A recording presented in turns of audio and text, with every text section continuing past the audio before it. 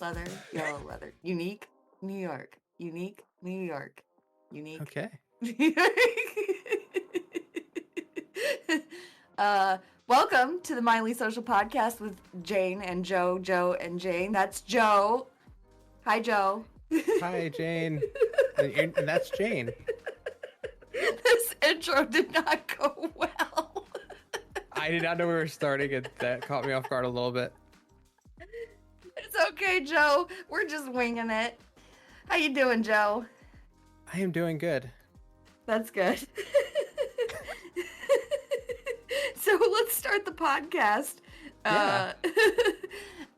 So over the last week, first of all, let's get out of the way. I moved around a little bit. Yes, you did. I did. Some people noticed, and I thought we might as well talk about it. I thought that I wanted to move instances, and it turns out I didn't want to move instances. I just kind of wanted to move back home. Why did you think you wanted to move instances? What made you think that? I was feeling like I wanted to explore Mastodon. I wanted to see what other options. I had a little bit of FOMO, the fear of missing out, because there were other instances out there that looked interesting to me. I know we had talked about writing.exchange, and then there was an indigenous instance that looked really interesting to me.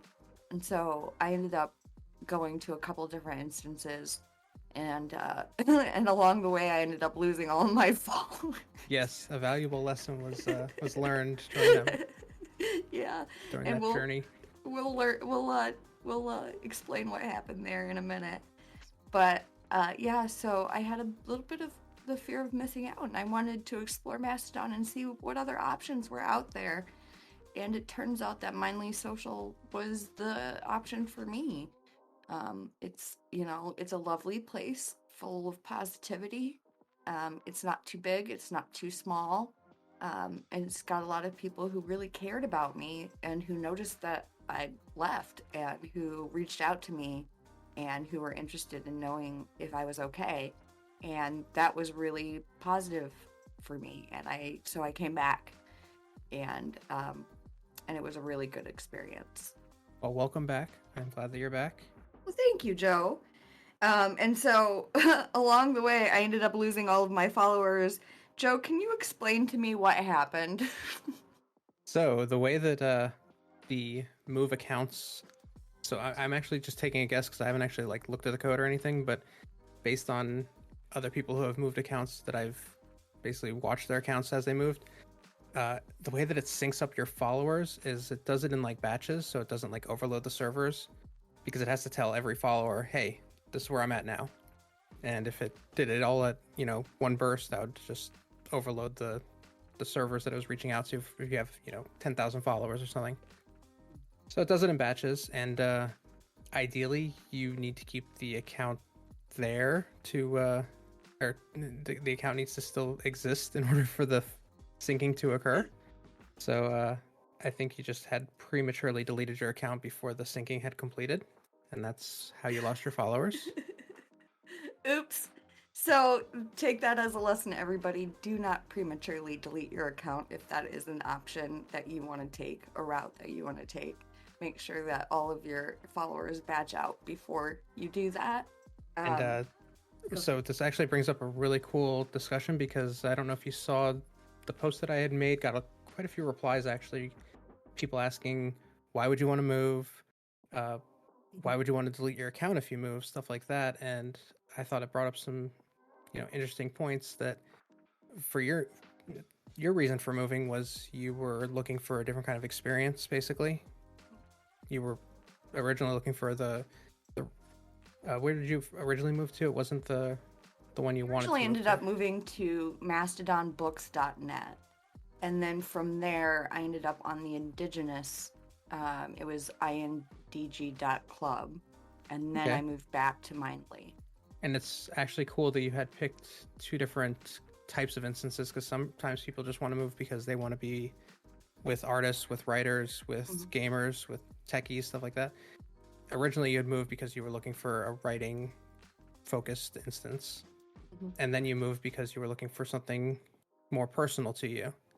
And these are all excellent reasons for why you would want to move to a different instance. As great as Mindly.Social is, and as awesome as the community is, I understand that it's very general in terms of topic. So the local timeline is not for everyone. Some people, they just want to, come here and read the news. They want to come here and talk about books. They want to come here and, talk about music. There's definitely an instance out there for everybody. And hopefully you find that instance when you're, if you're looking for one. But I think that it's important to discuss why people are looking at moving, because that's a big part of Mastodon is you're able to pick the home for you, basically. Right. And I also saw a lot of discussion around why you might want to delete your account. Yes. So some people were asking if it was like just, I can't remember the term they used, but basically if it was like a courtesy to delete your account or something like that. And I the only things that I can really think of are privacy and security. And I'm sure there's other reasons. Do you want to go ahead and discuss the reasons why you chose to delete your account? Okay. One of the the reason I chose to delete my account is because I have a lot of trouble organizing. And so I just didn't want to have a lot of accounts out there. So I chose to delete it. But apparently I chose to delete it a little too soon. Yes. But yeah, I have a lot of trouble. I just didn't want to know that I had these accounts out there. And because, 2 weeks from now, I'm probably going to forget what those accounts are. And they'll just be like sitting out there, basically. And they'll just be sitting out there. Exactly. Yeah. And so that's why I wanted to delete those accounts, so that I didn't have them sitting out there just existing. Mm-hmm. So that's why I wanted to get rid of those accounts. Yes, because when you do set up your account to move to another instance, it basically sets up like a forwarding address for you, where it says, hey, this is my old account, here's where I'm at now, and it has a little message at the top saying this account's been moved. Like, considering I had only been there for a couple of days and Mindly was my original home, I figured better to delete those and get them out of my hair than to have them sitting out there. Mm-hmm. That was my thought process. My thought process was a little askew, but that was my thought process. And that's perfectly fine. And everyone has their reasons for why they would want to delete their account or why they'd want to keep it. I just thought this would be a good opportunity to discuss those different ideas and different reasons. Because some people were just honestly confused about it, and they're like, why would you want to delete your account? Well, in terms of like privacy, if somebody searches your name in 5 years, you don't want them finding an old account that you forgot about, that you might have posts on there that you had forgotten about. It might have identifying information or something like that. In terms of the admin, so I'm not saying anything bad about admins in general, but like especially with all the discussion of instances being purchased by corporations, if somebody buys that instance that you were on, in 5 years, they have your email, they have your IP, stuff like that. That's not a huge concern, because that's highly unlikely, but it's one of those things that people do think about. And like, I mean, a good example is the Twitter breach that happened very recently, where a lot of account details got leaked. The people who deleted their accounts, they were probably fine because they didn't have any data there, but the people that left them there in case they wanted to go back, well, now they have to worry about that. So there's definitely reasons to delete your account if you're moving servers. There's also reasons why you might not want to, so you get to decide. So I want to go back to something we talked about just a bit ago, about Mindly.Social being kind of a general instance. Yes. I like to call it a non-topic specific instance. A non-topic specific instance. Yes. So, wow, that sounds very bougie. So you and I, outside of the podcast, have been discussing Mindly.Social as a brand. And Yes. so we wanted to kind of bring the audience in on this discussion. So we halted those discussions and said, we're going to bring it to the podcast.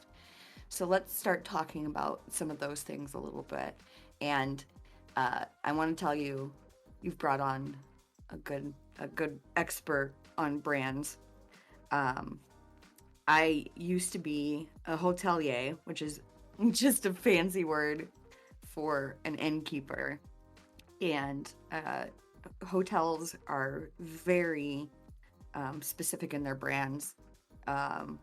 They have something called brand standards, and every industry has brand standards. If you go to a fast food restaurant, you'll see every fast food restaurant serves the same things. They serve them on the same trays. Those are brand standards. Okay. Uh, when you go into a hotel, you'll see the same duvet covers. You'll see they serve the same breakfasts. Those are brand standards.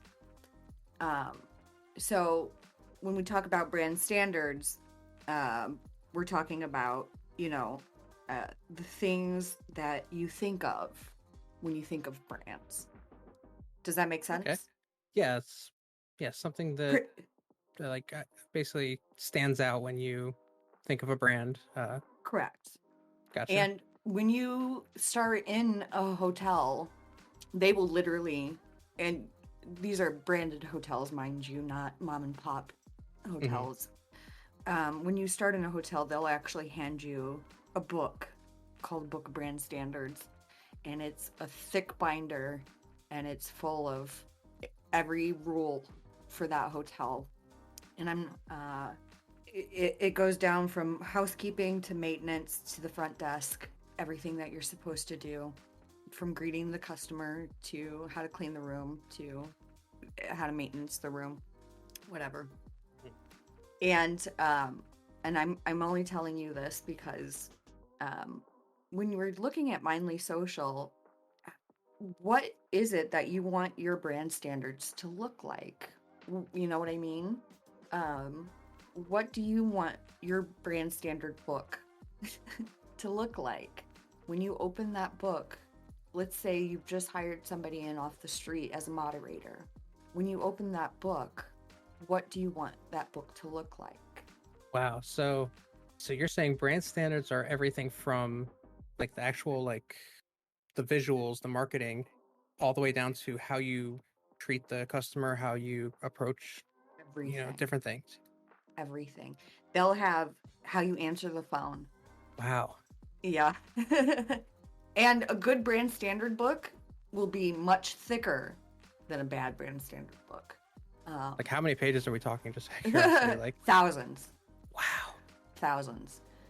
And I've had to study these books. Yeah, they will. And I've worked for hotels that are much worse, and I won't tell you which ones are which. But I've worked for ones that their brand standards are much worse than others. And that's how I know that, the bad brand standard books are much thinner than the good brand standard books. And so what happens is they'll actually come in with people and they will inspect your hotel for the brand standards. And so just like we had talked about before, I don't think we talked about it on the podcast, but we said to each other, when we set the rules for a universe, we should follow those rules of the universe, right? Yes. We talked about that when in regards to writing and movies and TV shows and stuff. Yeah. And the same holds true for brands. The same holds true for brands. You want to follow the rules of your universe because when a customer comes in to any sort of restaurant, any sort of hotel, any business really, if they come into a Radio Shack, you're going into a Radio Shack, right? Yeah, if you go there and it's just like clothing, you're like, wait, this isn't my expectations. That's not your expectations. When you walk into a Radio Shack, you want old-timey radio. But I'm saying so when a person walks into Mindly.Social, what do you want them to walk into? So on our About page, I focus a lot on positivity and building kind of connections and communities. So that's kind of what I want our brand to be, is a community that like exudes positivity and, you know, discussion and education, stuff like that. As for branding, that's a tough one, because how do you brand a community, and how do you basically, you know, how do you tell people that, or display positivity, like other than, you know, actually witnessing it? Like, it's not something you can like put on a t-shirt or anything like that. It's hard because you are going to have to translate Yeah. something that I'm giving you, something that is a tangible product that I'm relating from real life and putting in an online space. Mm-hmm. And I do want to comment right now. We're not looking at commercializing Mindly.Social or anything like that. I don't want that to be the takeaway from this. Like, we're talking about brand as in like the experience, not brand as in like how can we profit off this or anything like that. I don't No, want that to be the takeaway. no. What we're trying to do here is make Mindly.Social a better experience for everybody. Um, we really want to take Mindly.Social to the next level. And in Mm-hmm. order to do that, unfortunately, we have to market it a little bit. Mm-hmm. And that requires some deeper thinking on our part. Yeah, we need to know where we're going before we can get there. Well, the thing is that when we're taking Mindly.Social to the next level and making it better, we want to hold ourselves to that standard too. And in order Mm-hmm. to hold ourselves to that standard, we have to know what that standard is. Yes. So we have to set that standard, and uh, everybody has to kind of be in agreement to that standard. And that's another thing about brand standards, that uh, brand standards have to go through a lot of rigorous testing. They have to go through research and development. So before they even hit that brand standard book, people are looking into how do the guests react to this brand standard? How do the employees react to this brand standard? How does this brand standard help our profitability? So like, these things get researched before they even hit that brand standard book, and are tested to ensure that they're a good thing. So basically what I'm trying to say is that uh, before we even talk about this is what the brand standard should be, the brand standard has to be thought through. Yes. Definitely takes some critical thinking, some deep thinking. Which is the worst. It's just the worst. It'd be nice if it just like came naturally. Yeah.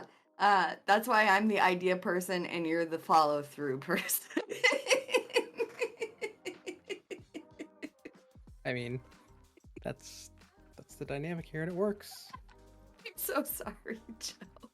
No. It's fun. I enjoy it. I'm really enjoying the evolution of the community of Good. Mindly.Social. Good. And I think that the focus on building the brand, as we've been talking about, is not really to like attract more people, which is always cool. I love it when people join the community and, you know, get involved and they go, hey, this is where I want to be, this is where I belong. That's always awesome to see. But I think building the brand is more on making the experience better for the people who are already here. And that's kind of my focus, is the people that are already here. I don't care if we, you know, have 1 million people. I don't care if we have 1,000 people. As long as the people here are really enjoying it, then that's the focus. And so that's why this whole process that we're going through is to make it better, make it more consistent, I think is the goal. So, as far as building that brand, I can tell you some secrets and some tips as far as building a brand. Brands love the five senses: Joe, what are the five senses? Sight, sound, taste, touch, and oh god, smell. So brands love the five senses. So when you walk into any place, you'll notice that they're trying to appeal to your five senses. So uh, let's take any sort of hotel, okay? Mm-hmm. Okay, let's take sight.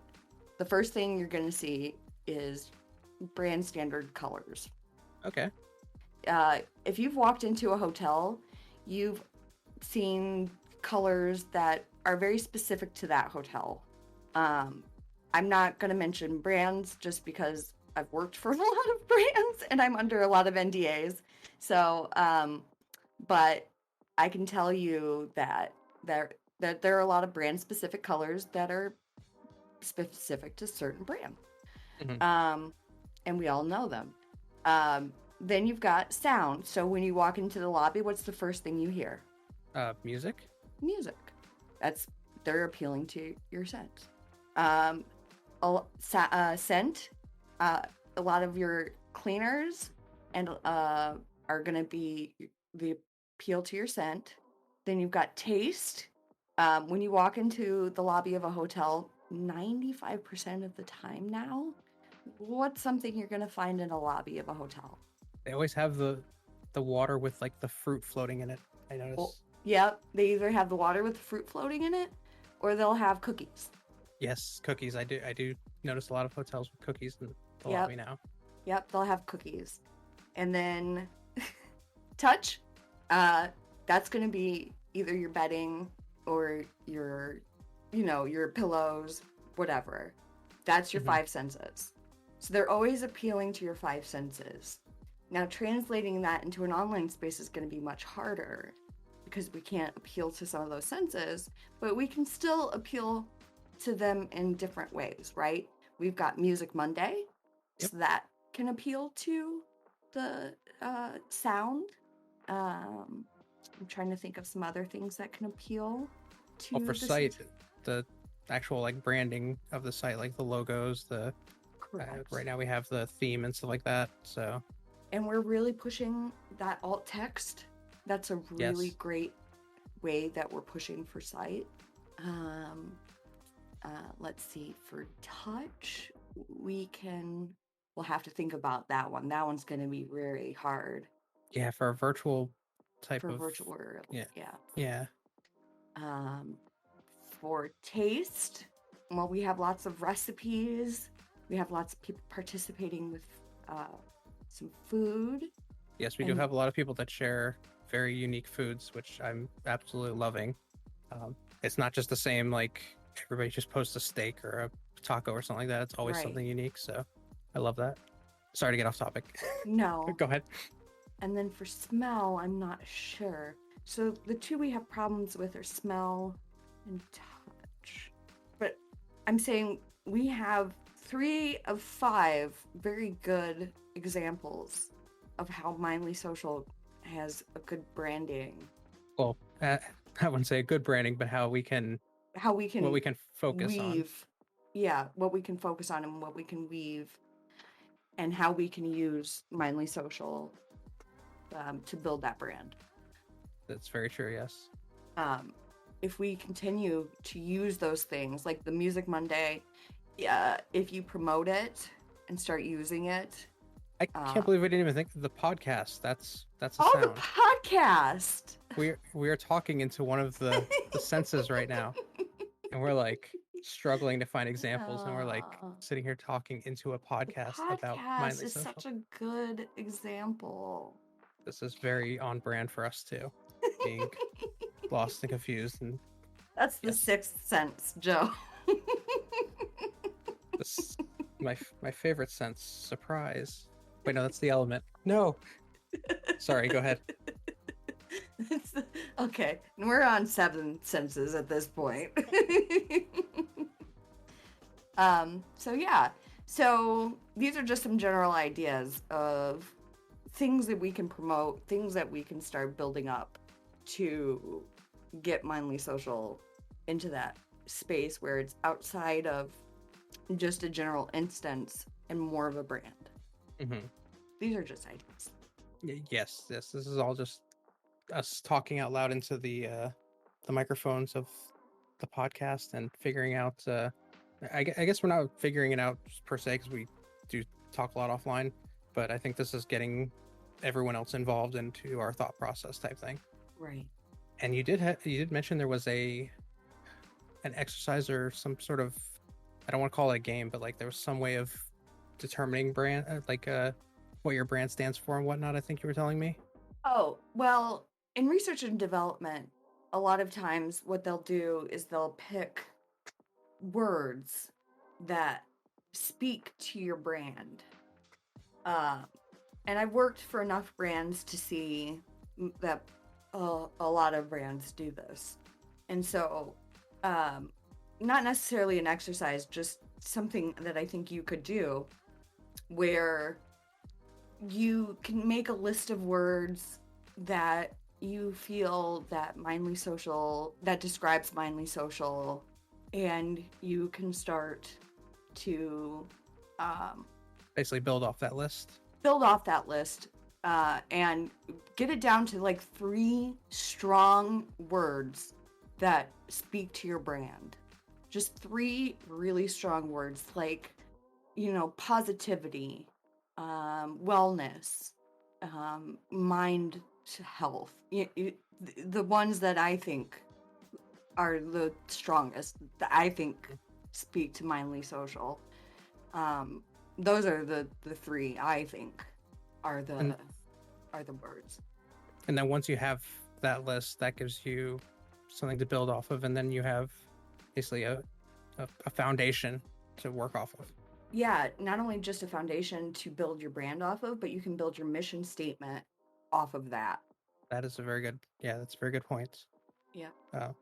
Because I think I've discussed this in my posts in the past. I don't know if I've talked about it on the podcast, but ideally I would like to make Mindly.Social a nonprofit, and one of the things they do require is a mission statement, and that's one of the things that I had to do it in college for my intro to business stuff, but I always found it difficult because you really need to understand what you're trying to do, and it's hard to put that in words sometimes. So this kind of thing where, picking 3 words that best describe your brand, that gives you definitely something to work with. Hardest part about your mission statement, and especially with Mindly.Social, is that currently the brand is not narrow enough. Yes, it's very, very broad. It's too broad. Yeah. So you really have to narrow it down. And so that's why I really feel like wellness is a really big part of Mindly.Social. I think that mental health is a really big part of Mindly.Social. Mm-hmm. And I know positivity positivity has to be on your list. Yeah, that's basically the cornerstone of the cornerstone. The whole thing. Yeah. And if positivity isn't on your list, I will come over there and pick positivity up and beat you with it. That's a very non-positive statement, but for positive reasons, I guess. Okay. But yeah. And also, this whole discussion isn't specific to Mindly.Social. If there's any other instance admins that are listening, like, you can apply this to your server, your instance also. Hopefully everyone is kind of picking up that this is not unique to us. This is building a community regardless of where your community is. It's not unique New York. Oh my goodness. Unique New York. Okay. Unique New York. Did you want to do leather, yellow leather? Did you want to do the Toot of the week? Yes, if you'd like to do the Toot of the week, I think now is a good time. It's the Toot of the week. Very good. Thank you. What's your Toot of the week, Joe? So my Toot of the week this week is again from Mindly.Social. As you'll probably notice, I spent a lot of time on the local timeline, so that's where my Toot of the weeks usually come from. This one is from @disappointed_idealist, and their toot is, I don't really care if this site becomes popular or not. I can't go back to the other social media sites. the lack of algorithm is such a game changer. I'm not constantly pissed. All right. So my toot of the week comes from Alice at beige.party. And it's milk lemonade. It's the worst drink ever made. Oh, wow. Okay. I didn't know if we'd be able to top the last week when you said orange juice and toothpaste, but yeah, I think We that did. toot of the week topped it. Congratulations, Alice. Yes. You won all of the internet points for that toot of the week. Well, thank you for listening to the Mindly.Social podcast. Joe, you want to say goodbye? Goodbye, Henry Cavill. Oh, not Henry Cavill. Maybe we'll have time for him next week. If we start earlier, maybe we can fit him in. No. Yeah, it's not going to happen. Have a good weekend. Thank you for listening to the Mindly.Social podcast with Joe and Jane. The music of the Mindly.Social podcast is brought to you by Pixabay. The intro music is Energetic Hip Hop by Skillcell. The background music is Jazzy Abstract Beat by Coma Media. You can find us on Mastodon. Joe is at Mindly.Social /@Cujo. Jane is at Mindly.Social /@Janie. Thank you again and have a great weekend. Bye-bye.